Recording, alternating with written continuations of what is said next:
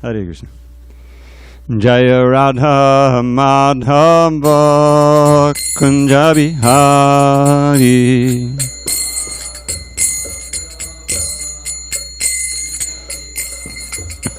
Jaya Radha Madhava Kunja Bihari.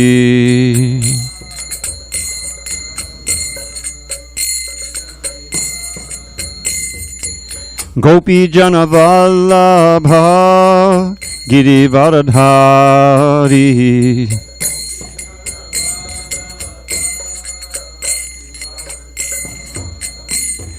Gopi Jana Vallabha Girivardhari.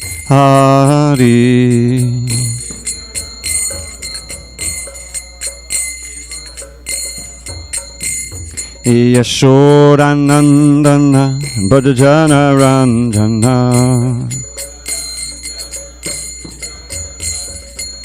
Yashodanandana Bhajana Ranjana. Yamuna Tira Vanachari. Yamuna Tira Vanachari. Jaya Radha Madhava Kunja Bihari.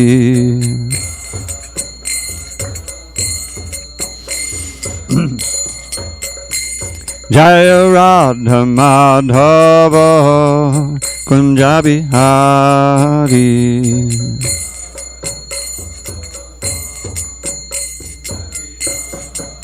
Jaya Radha Madhava Kunja Bihari.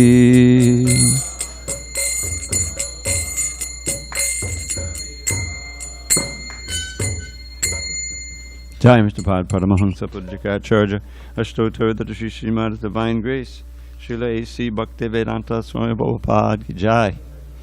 ISKCON BBT Founder Acharya Srila Prabhupada Ki Jai. Jai Om Vishnupad Paramahamsa Pujikacharya Ashtotar Dada Shri Srimad Divine Grace Srila Bhakti Siddhanta Saraswati Thakur Ki Jai. Ananta Koti Vaishnavanda Ki Jai. Namacharya Srila Haridas Thakur Ki Jai. Srimad Bhagavad Gita Ki Jai. Samaveda Bhakta Vrinda Ki Jai. All glories to the assembled devotees. All glories to the assembled devotees. All glories to the assembled devotees. All glory to Shri Guru and Gauranga.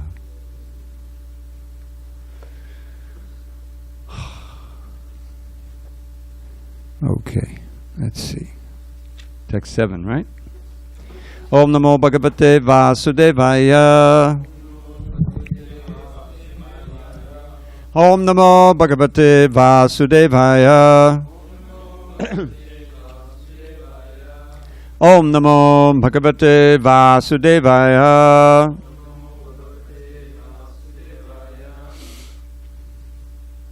On this 18th day of August 2021 in San Diego, we're reading from Srimad Bhagavad Gita as it is, translation and commentary by His Divine Grace A.C. Bhaktivedanta Swami Prabhupada. Is Govardhan? Oh, I think it's a little loud. Yeah, just turn it down a bit for Vijay. Sorry. Okay, we're in chapter 14, the three modes of material nature. Text number 7 on page 572. Rajo Ragatmakam Vidhi Trishna Sangasamudbhavam Tanna Bandhati Kaunteya Karma Sangena Dehinam Rajo Ragatmakam Vidhi Trishna Sanga Samudbhavam Tanna Bandhati Kaunteya Karma Sangena Dehinam Rajo Ragatmakam Vidhi Trishna Sanga Samudbhavam Tanna Bandhati Kaunteya karma sangena dehinam vajo ragatmakam vidhi trishna sanga samudbhavam tanna badhnati kaunteya karma sangena dehinam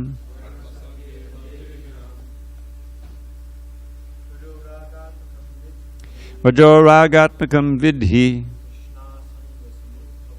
Krishna Sangha Samudbhavam Tanna Badhnati Kaunteya Karma Sangena Dehinam Ragatmakam Dehi Krishna Sangha Samudbhavam Tanna Badhnati Kaunteya Karma sangena dehinam vajoragatmakam vidhi trishna sanga samudbhavam tanna badhnati kaunteya sangena dehinam vajoragatmakam vidhi Krishna Sangha Samudbhavam Tanna Badhnati Kaunteya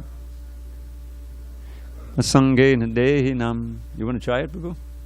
Go ahead. Okay, all right. Because I saw you chanting there. Maybe later. Bob? Not yet? You don't have to do it.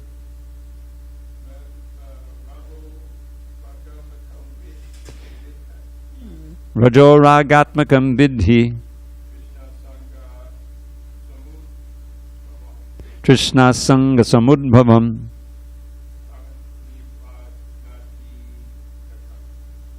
Kaunteya Tanna badhnati kaunteya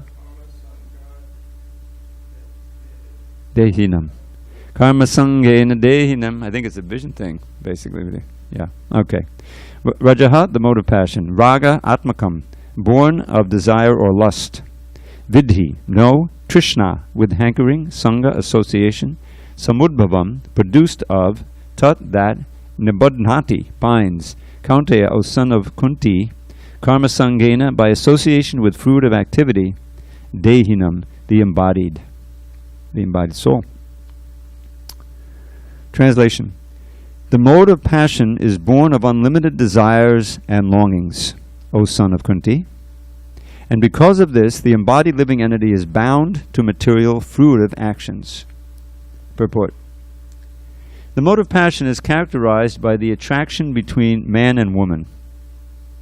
Woman has attraction for man, and man has attraction for woman. This is called the mode of passion. And when the mode of passion is increased, one develops the hankering for material enjoyment. He wants to enjoy sense gratification. For sense gratification, a man in the mode of passion wants some honor in society or in the nation, and he wants to have a happy family with nice children, wife, and house. These are the products of the mode of passion. As long as one is hankering after these things, he has to work very hard. Therefore, it is clearly stated here that he becomes associated with the fruits of his activities and thus becomes bound by such activities.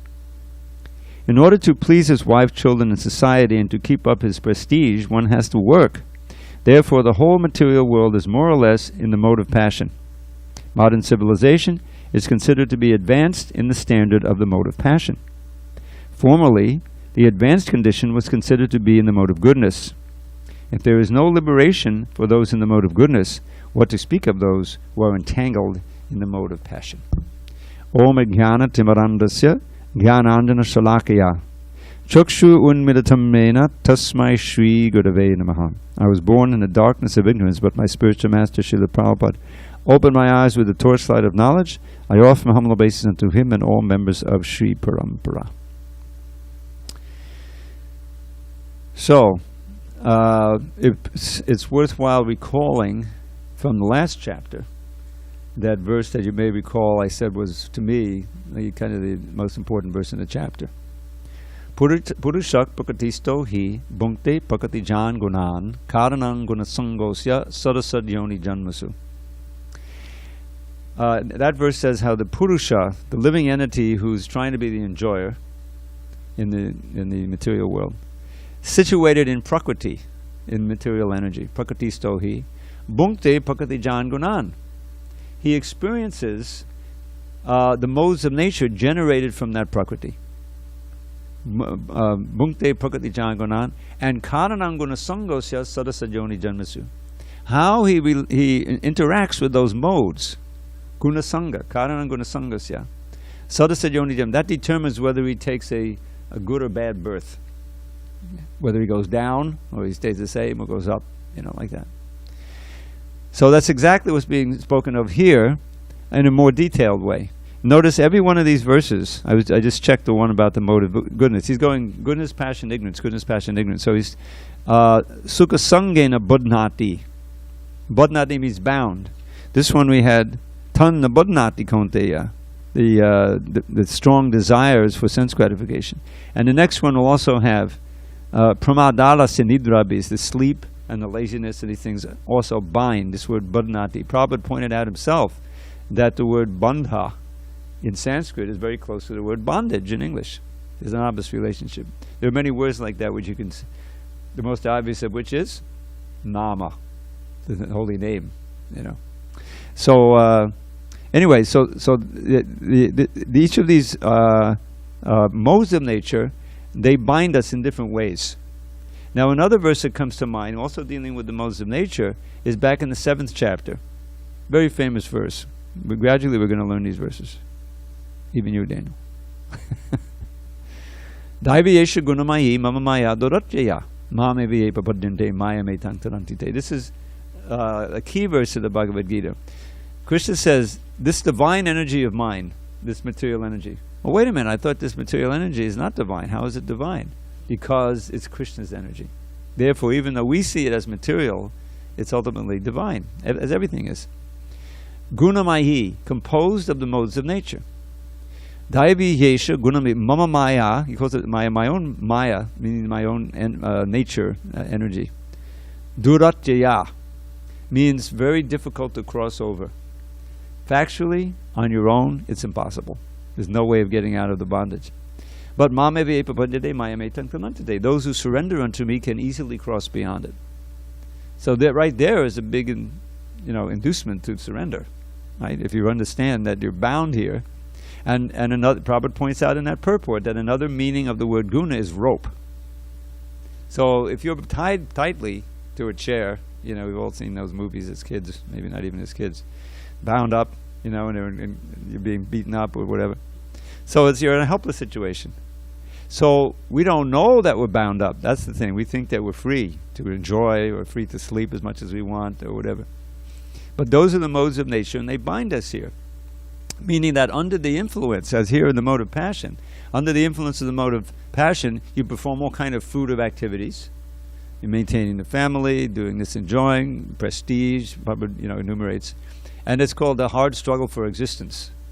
To try to, bring your portion of the material energy under your control so that you can eke out something that you consider pleasurable.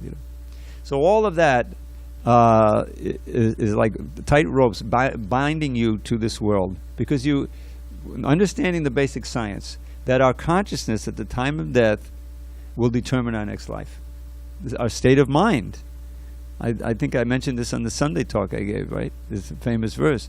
Yang yang vapi smarang bhavam chachachante kalevanam tam tame vaiti konteya sadatad bhava bhavata. Whatever is the most prominent thought when you leave this body, this particular body, that will determine your next life. So we're making our destiny with everything we do. Every day we do it. Problem is we don't know that, and we're helpless in the bondage of the material energy. But once we know that science, and we have the way to cultivate Krishna consciousness, we can improve our next life to the ultimate degree. Ultimately, where we don't even have to take a material body under the modes of nature. It's significant that how do the modes relate to the state of Krishna consciousness? So there's something called Shuddha Sattva. pure goodness. We read about goodness, but material goodness is always tinged with the modes of passion and ignorance. But this is untinged. It's called Shuddha Sattva, and another name for it is the Vasudev state. Not Vasudev, but Vasudev, supporting those short and long A's. Vasudev was Krishna's father. So Vasudev state is the state in which Krishna appears. In other words, your consciousness is so purified that it's a proper place for Krishna to appear in your heart. He wants to appear in someone's consciousness like that, you know. So we're actually like inviting him to manifest in our heart. He's already there, but that's so we can see him. Recently we had the Ratha Yatra time in Jagannath Puri, and a few days before that date, it's usually in June sometime, right? I think they had a Ratha Yatra, but they said nobody can come. They just had the people pulling the carts. But big Zoom crowd, you know, everyone was watching it. So what happened before? They cleansed the Gundicha temple. There's a whole chapter on that in the CC. Very instructive, a long purport. I think Balaram read that. So Lord Chaitanya took it. Oh, this is where Lord Chaitanya is going to, Lord Jagannath is going to stay. So we have to clean it, make it clean as possible. And the cleaning was more cleaning than you can imagine. You know, he had hundreds of people cleaning, you know, as many straw and things that gathered, you know. They threw water on the ceilings so that they would come down and take all the ceiling out. And then after it was all clean, Lord just said, let's do it again. And he said, how many more things can we find, you know? So it's completely clean. And it's described, Bhaktisiddhanta Saraswati wrote a beautiful commentary on it. The idea is to make your heart as clean, like a temple, as a suitable place for Krishna to sit. So he'll be happy sitting there, you know, and revealing himself. So, back to our Rajo Ragatmakam Vidhi. So this, I think, mode of nature is not something alien to us. You know, we've all been in that mode, to some degree. It's the enjoying mode. You know, you get some money, you know, buy this, buy that, meet her, you know, like that. And the parties, you know. If you want to see the mode of passion, you know, tilting toward ignorance, Saturday night. You go to on Garnet Avenue and various off streets, you know. Everybody's trying to enjoy, you know, like that. I used to do my laundry down here, but now they close early, so I stopped doing it. But I would take a walk, because I have a walk in the evening. So I'm walking up, and you know, after the COVID thing broke, there was a period when everything, oh, it's all over, you know, and so they would come out early and they'd be standing waiting to get into the restaurant. It was that crowded, and everyone, you know, that's the mode of passion. Then you walk up a couple of streets, it's quiet. It's just like one area around Garnet. So that's the mode of passion, but it's also a lot of tinge of the mode of ignorance because intoxication is involved, you know, like that. So this is what's going on in this material world. We can recognize it in ourselves, that, you know, hopefully not too much now, as much as it was before. But these modes are very, very powerful. And when you're in a certain mode, you see the world and you see yourself through that lens. Probably to give you the example of someone who's an entrepreneur. You know, he's always looking for a way to invest, you know. And he'll be walking along somewhere, and he's looking, well, oh, this business, you know, looks like a good business, so let me invest here. Or he's in the forest, and he's thinking, I wonder how much I could, you know, I could buy this forest, and I could sell the wood, you know. In other words, it's always that mentality. Or mode of passion, he's thinking, you know, this mode of passion, always looking for someone of the opposite sex who you can, you know, hook up with, whatever. So a devotee also has a way of seeing the world, not through the lens of the modes of nature, but seeing Krishna present. How many verses did we have? Remember in the last chapter? In 5 or 6 at the end. One who sees with the vision of eternity can see the soul and the super law present in everyone. You see? Or you can see, this is a wonderful opportunity for preaching. If you read Prabhupada Lilamrita, when he came to New York, he was thinking of getting a building in Manhattan. He had no money. Yeah, he came to America with like $12 worth of rupees or less than that. You know, no money. But he had some rich friends back in India, and he kept writing. So much he did with, you know, letters. It may be a moth or something. We used to have. The bird got in again. Oh, yes. You could.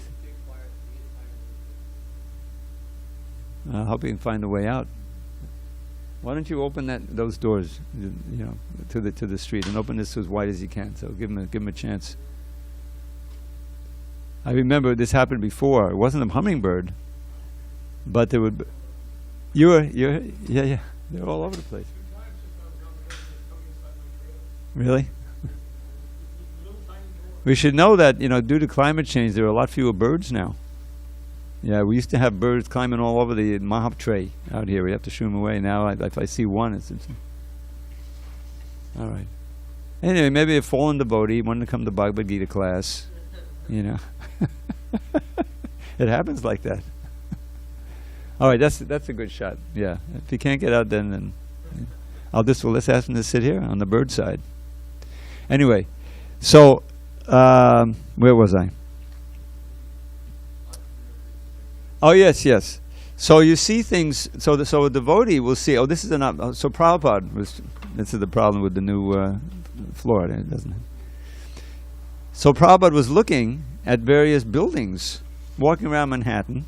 He's living with Dr. Radhakrishnan. He really has nothing of his own. But he had this rich friend back in India. And he wrote to him, and he found a suitable building right there in mid-Manhattan. It was only $400,000 or something at that time, which would be like millions today. This was back in '65.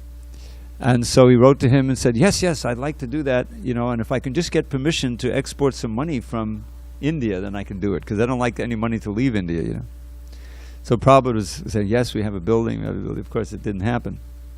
And it happened a different way, completely, focusing in it. Nobody from India would help him. His godbrother wouldn't help. He couldn't get any money. So he did it just from, raised it up. Krishna provided the men and the money. So the same entrepreneurial vision is there, but it's all for Krishna. So it's in the mode of pure goodness. It doesn't bind one to this world. It binds one to Krishna. There's a verse like that. It says, how does it start? Okay. Anasaktasya vishayan. Anasaktasya vishayan yataham upayunjita nirbanda krishna sambande yuktam vairagyamuchyate. So, you hear that the word banda is in there several times. First, nirbanda, you're not bound. Nir means not. Krishna sambande, you're bound up to Krishna, which is what we want. So this says, this is the ideal of vairagya. Now this is important. Look at the way the Sanskrit word, this word ragatmaka, you see the word raga? Raga here is not ragatmaka bhakti, that's an whole other thing. This is a strong attachment, material attachment. So, vairagya means free from material attachment. That's what we want. We call it renunciation, but strictly speaking, renunciation is something else. Renunciation means literally giving up. We renounce meat eating. That's renunciation. We can't dovetail that in devotional service, right? But we don't renounce money. We can be used to Krishna service. How do you think they got this building and built it up, and the books and everything would cost money? But it's all for Krishna. It's his energy. So it's the desire that has to be purified. So this verse says, anasaktasya vishayan yataham upayunjita, means not attracted to the objects of the senses. Anasaktasya, no asakta. Vishayan yataham upayunjita, but using them where appropriate in Krishna's service. Just like all these bricks that are making the new floor or the new patio. So I'm sure there's hundreds of other places where these bricks were laid in some expensive home somewhere.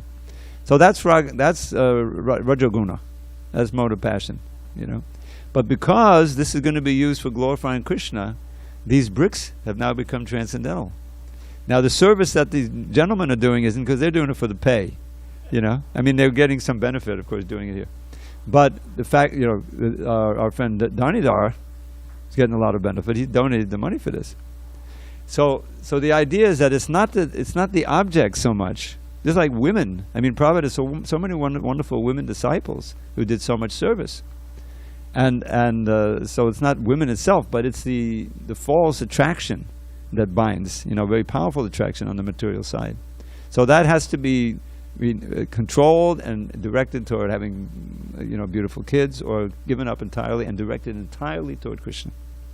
So, Trishna Sangha Samudbhavam. So this is Prabhupada is just giving the thing that's very prominent in this age, especially the modes of passion and ignorance. And you see the world through that sight, People, how many people come by here? They walk by or they drive by, And if they see it, they get benefit. Hare Krishna temple. I am hoping that sometime in my lifetime, we can add just the word "the" in that title. You see how it would change everything? Rather just Hare Krishna temple, which sounds like you forgot something out, or it's a working title. But the Hare Krishna temple, oh, this is the Hare Krishna temple. You see the difference? So far I haven't been able to prevail upon to do it, but I think they're redoing this sign. But people look at it, okay, yeah, I know Hare Krishna. It's something from the 60s or something, they've been there forever. But it's not like they would consider coming in here. They're on a mission, wherever they're going this way or that. They're going to the beach or coming from the beach or whatever. They're going to work, coming from, they're in a mode of work, enjoyment, whatever. And that's controlling their activities. So we want to rise above these modes. This will come up at the end of the chapter. But this chapter is great because we can see it being enacted all around us. Okay, any discussion on this verse? I think it's clear. Yes, Prabhu. Oh. So you're saying pure goodness? Shuddha sattva, yeah. Yeah. It doesn't bind one to any fruit of karmas? No. Goodness does. Yeah. Sattva, but not pure goodness. And we understand that God has many names, but what about those people that say, oh, I'm doing this for Allah, and then, they're doing a lot of bad things? And well, it takes more than just saying it, How is that working for Allah? And what are those qualities of Allah? In other words, is it really the real God you're worshiping? I'm not saying it isn't. But we have to see is that, how much does he really meet the criteria that we get from these books? If you're talking about God, then he needs to be superior in every field. In other words, we were talking this morning, I think I gave class this morning, right? About the beauty of Krishna. The most beautiful. If you have no idea of what God looks like, then how is it the real God? So there's some idea, even to the idea of God isn't a person, right? And there's all kinds of people who believe that and think that we're worshiping an idol, and we're brainwashed, But this is Krishna's description of how the materialists are brainwashed, meaning that they've convinced themselves that this is real reality when actually it's just a dream world. But it's very real for them, and they're working like anything, to get that money to buy that Xbox or whatever they're buying, a million different things, a billion different things that you can get bewildered by.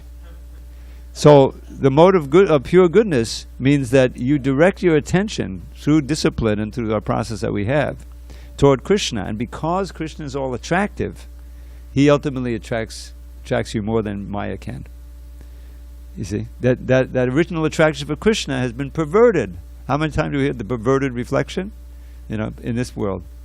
So there's also religions. I'm not going to say any religion is bad here, sitting on this Vyasasan, But the point is, we have to see through the eyes of our scripture. And I think that, can there be a more detailed and scientific presentation of God consciousness religion than we find in our books? It has all the other religious aspects and more, So yes, I mean, it's good if someone is dedicated to, in any religion, to worshiping God. But to really see, you have to look at the details. As it is in this phrase, God is in the details? Or is it the devil is in the details? I think both of them. All right, let's go on. Text 8. Tamastvajnana jambidhi mohanam sarvadehinam pramadalasya nidrabhis tadnabadhnati bharata. O scion of Bharat, know that the mode of darkness, born of ignorance, is the delusion of all embodied living entities. The results of this mode are madness, indolence, and sleep, which bind the conditioned soul. Purport. In this verse, the specific application of the word to is very significant. And see, that's the second word, which has a V in it because of what the next word begins with an A. This means that the mode of ignorance is a very peculiar qualification of the embodied soul. The mode of ignorance is just the opposite of the mode of goodness. In the mode of goodness, by development of knowledge, one can understand what is what. But the mode of ignorance is just the opposite. Everyone under the spell of the mode of ignorance becomes mad, and a madman cannot understand what is what. Instead of making advancement, one becomes degraded. The definition of the mode of ignorance is stated in the Vedic literature. Vastu yatatmya jnana varakam viparya jnana janakam tamaha. Under the spell of ignorance, one cannot understand a thing as it is. For example, everyone can see that his grandfather has died, and therefore he will also die. Man is mortal. The children that he conceives will also die. So death is sure. Still, people are madly accumulating money and working very hard all day and night, not caring for the eternal spirit. Is the bird still here? Must be a bhakta.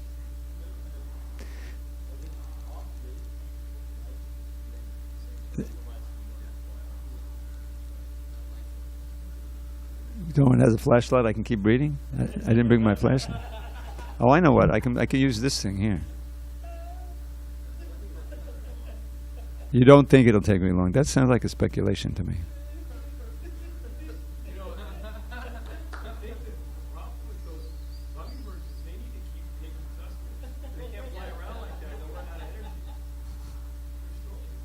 He may be getting energy from the light. I tried two at least. Yeah, dim him down. That's it. Maybe that'll convince him. Now how am I can't read. I couldn't get the flashlight to work. Already I can't see. Hare Krishna. You realize that this is coming. Oh, thanks, Prabhu. Yeah, I got it. I can see. All right. I wonder what our internet audience is thinking right now. We can see your face because of the flashlight. All right. They can hear. That's the main thing. Okay. All right. So where were we? We just read this definition. Under the spell of ignorance, one cannot understand a thing as it is. For example, everyone can see that his grandfather has died, and therefore he will also die. Man is mortal. The children he conceives will also die, so death is sure. Still, people are madly accumulating money and working very hard all day and night, not caring for the eternal spirit. This is madness. In their madness, they are very reluctant to make advancement in spiritual understanding. Such people are very lazy. When they are invited to associate for spiritual understanding, they are not much interested. They are not even active like the man who is controlled by the mode of passion. Thus, another symptom of one embodied in the mode of ignorance is that he sleeps more than is required. 6 hours of sleep is sufficient, but a man in the mode of ignorance sleeps at least 10 or 12 hours a day. Such a man appears to be always dejected and is addicted to intoxicants and sleeping. These are the symptoms of a person conditioned by the mode of ignorance. Okay. You can take it back. Thanks, Prabhu. So, I think we're all familiar with that mode, maybe. I mean, I was certainly familiar with it before I joined. And what's scary about this is that Prabhupada talks about madness. And, I mean, this whole homelessness thing. I had one of the guys on the street who used to, where I park my car, it's open, you know, but it's in a little driveway. It's off the street. But one lady moved in, and she had like a what do they call those? A trailer, you know, that you can live in. So it kind of was high, and it created a little cul-de-sac there in the corner, right next to my car. So I had always had guys clamping out over there, you know. I had to try to tell them, stay off the car, okay, you know. And one of those poor fellas. Actually, sometimes they're pretty intelligent. One guy was asking me when the Rath Yatra is. You know, he'd seen the Rath Yatra in L.A. and come down, you know. So, at one point he said, you know, there's a lot of madness out here. He was saying. And you can imagine what it's like. I mean, it's hard for me to imagine, but to have no place to stay, and you know, you have your little belongings with you, but it can be ripped off at any time, and they often are ripped off, you know. And it's such a sense of anxiety, and it's terrible that in America that's going on.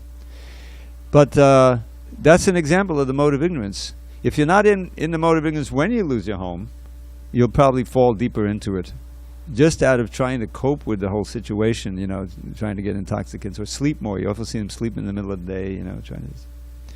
So that's an example of it, but it's quite prominent in today's world. I remember sometimes I refer to this whole addiction to video games.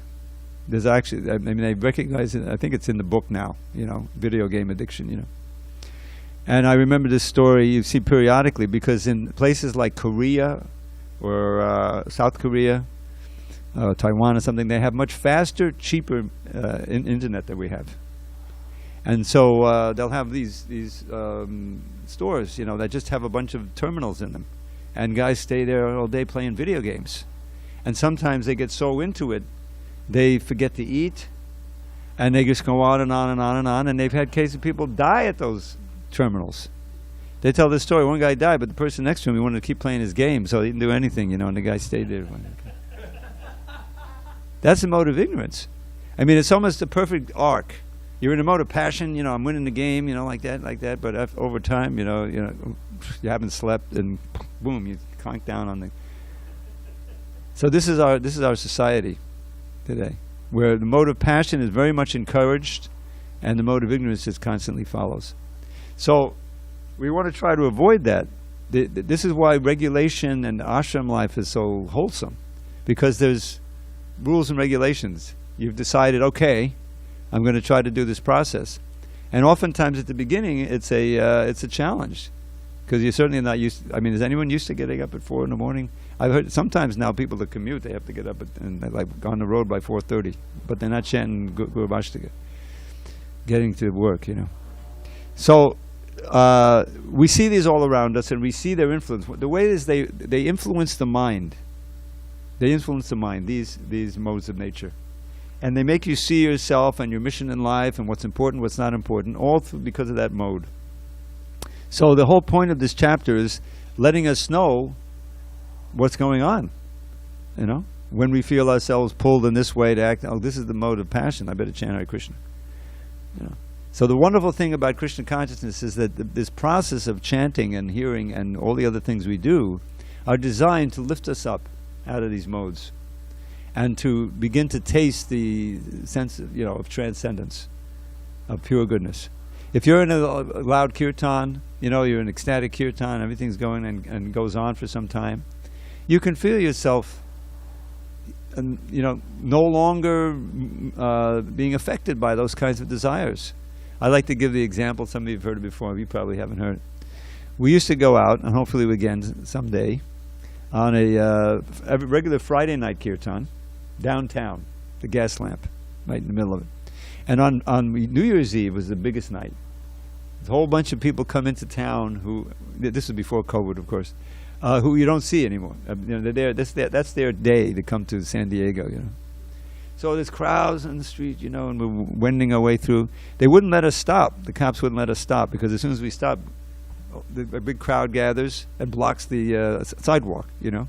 So they just keep moving, you know, up and down. So I'm leading, as I often did, I was leading kirtan, not with a drum, but cartels or wampers, whatever. And we come to the corner, and you know, it's New Year's Eve, you know. So there was a what shall I call it, a passel? There was a group of ladies, not much clothes, you know. You use your imagination. So I was thinking, you know, don't use your imagination.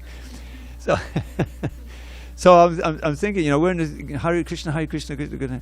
And actually, I felt sorry for these girls. It wasn't some kind of a agitation or anything. I was just seeing this is what they feel they need to do in order to, I don't know if they're getting paid, you know, that whole thing. But it was just like, there wasn't the slightest mode of passion thing going on, because you're fully immersed even though we're not pure devotees, you're fully immersed in the kirtan. And I remember a similar thing happened in Philadelphia many years ago. I lived there in the early 80s, and we'd go on Harinam, and there was a place downtown that was blocked off to traffic. It was just a big square. I forget its famous name. And they had businesses all around, And one of the businesses was a bakery. I don't know if they specialized or in cookies. I think they specialized in cookies.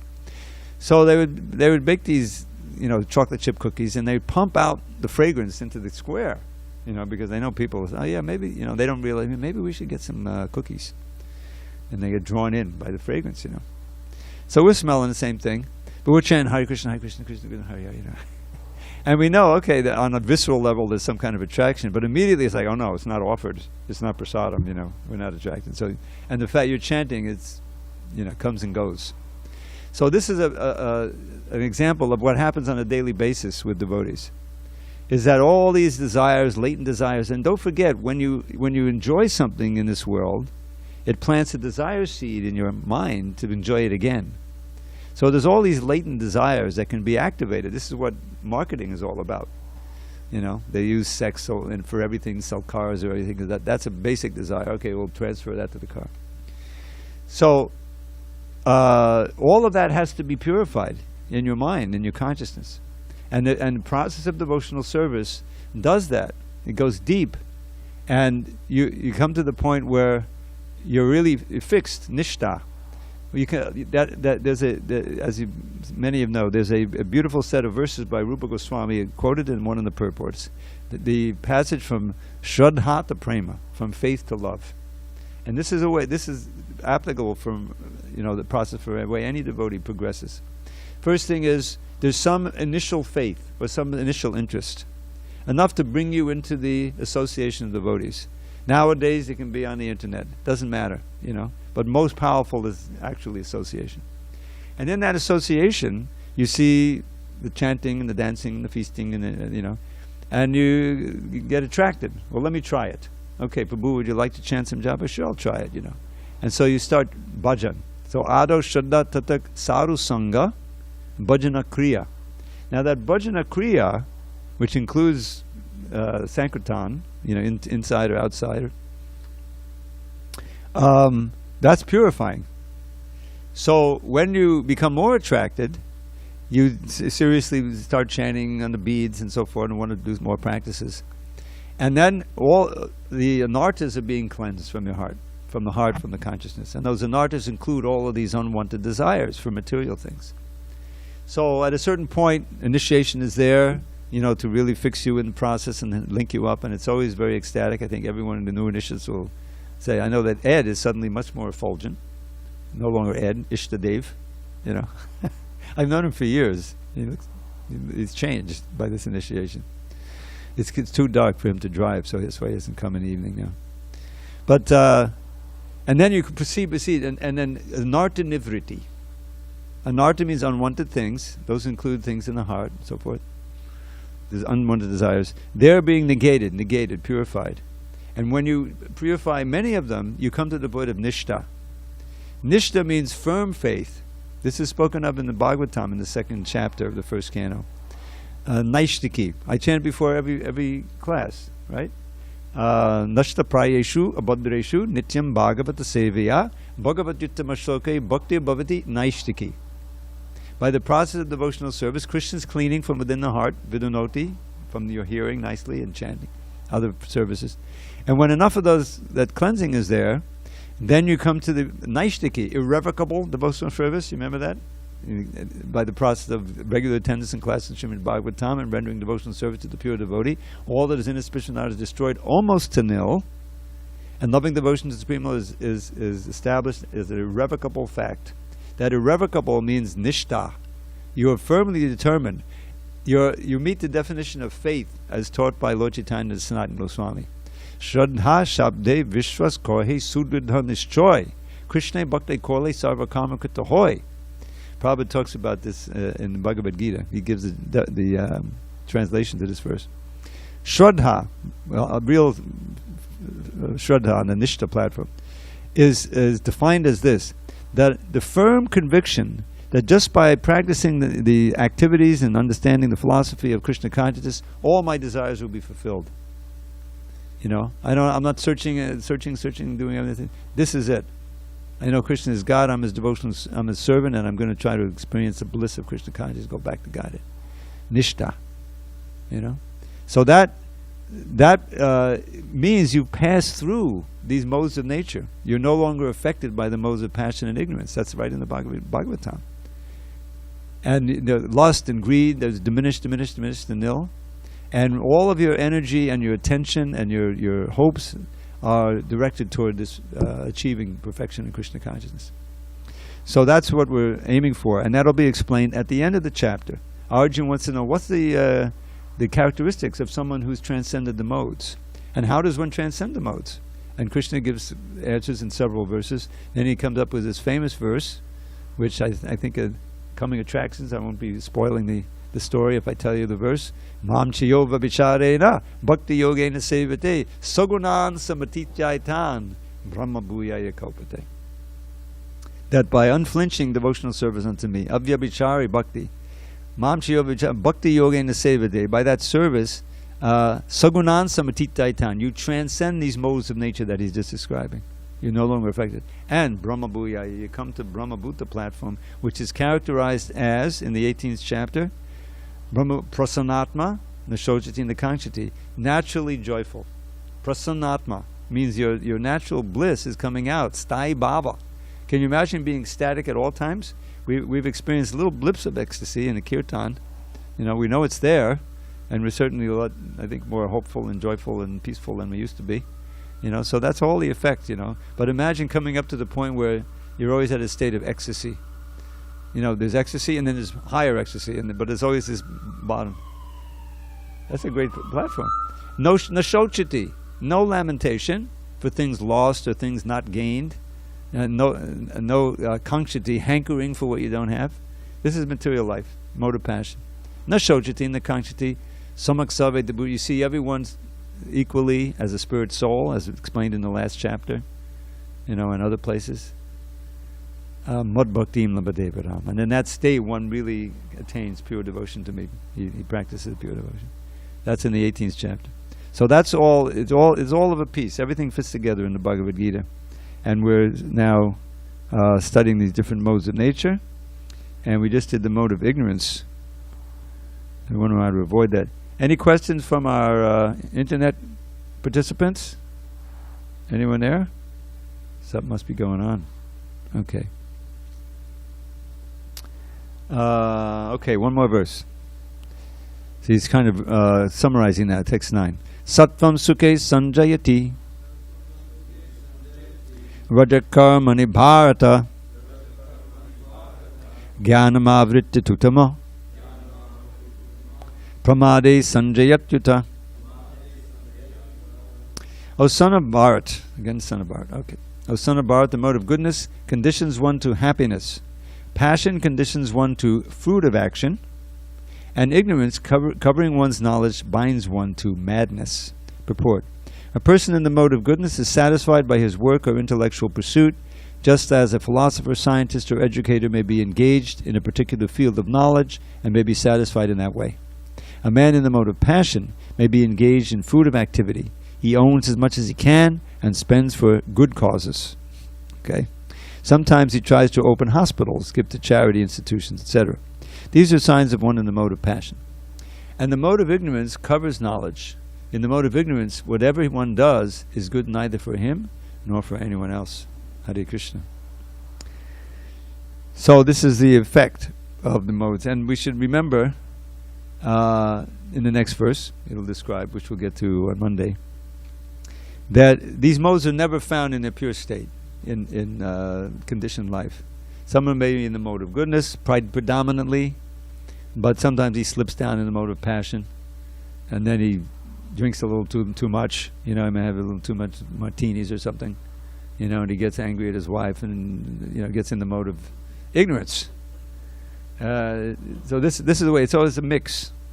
But so and it's dangerous, because someone primarily in the mode of goodness and passion, you know, he's like that. He's living okay life, but he slips into the mode of ignorance, does something that can, ruin his whole life, kills someone or injures someone or does, whatever, says something that he shouldn't have said. So it's very hazardous. It's danger at every step. In other words, danger at every step. Padam padam yad vipadam natesham. So in Krishna consciousness, you're saved from all of these things. I like to tell how, as I went through my career in Krishna consciousness, the early 80s, there would be all these things going on. The early 80s was characterized by the AIDS epidemic and the advent of cocaine on the scene. That was a new drug, and then there was this crack cocaine and all this stuff going on out there. And you'd hear about these horrific, things going on in New York where there's all these drugs. And I said, I could have been mixed up in that, drawn into it, if I was just out there. So many of my friends, they perished. And here I am, happily chanting Hare Krishna. Ironically, living in a place that people dream about, right on the beach in Miami Beach. Literally, I could see the water 50 feet out of my window. I wasn't taking cruises and everything. I was just, working on Bhagavad Gita. But I thought it was kind of ironic that this poor brahmachari is just living, in these places they dream of living. But I like to tell the story, and you may have heard it before, some of you. Just before I got there, they had built what I heard was $1 million boardwalk that people could walk on. Because it's kind of, people retire there. Wealthy people come from New York and they retire to Miami Beach. Now, maybe not so much after they had that collapse. But anyway. So, I would see, and there was a whole contingent. They would come up from when it's winter in Brazil, it'd be summer here in Miami. And on the beach, it's a little cooler. So they would these sons of wealthy families. They would come up and they would be, enjoying in Miami Beach. So they would set up a volleyball net, and they'd be playing volleyball. Young, strong, beautiful bodies. They would play volleyball, and just like 20 feet away, or 30, 40 feet, there would be the oldsters, kind of just making their way on the boardwalk. They came out of the hotels and they're just walking by. And so the oldsters are looking, over there and saying, boy, I used to be able to do that. But the youngsters aren't thinking, gee, I'm going to get old. Maybe I should check out the Hare Krishna temple over there. No. They're just playing volleyball, enjoying it. And they're thinking, I'll never be like that. Those old people, I'm a young person, period. You know what I mean? Then you think like that when you're 18. I didn't know anything. That's why they induct the youngsters into the army, because they have this idea of invincibility. Isn't it? It's obviously illusion, but so that's the irony of material life. Is as the curtain comes, you see everything through these modes of nature, and you're in a illusory world, and it's always crashed by time. So we want to rise up from these modes of nature and come to the transcendental platform and see things as they really are. Ourselves as they are, as the world as it is, and understand that behind it is Krishna, is the Supreme Personality of Godhead. Okay, it's 8:11. Thank you for your attention. We'll resume on Monday. All glories to Srila Prabhupada. Thank you, Hare Krishna Prabhu. Thank you. Very nice class. Oh, that'll draw him out there.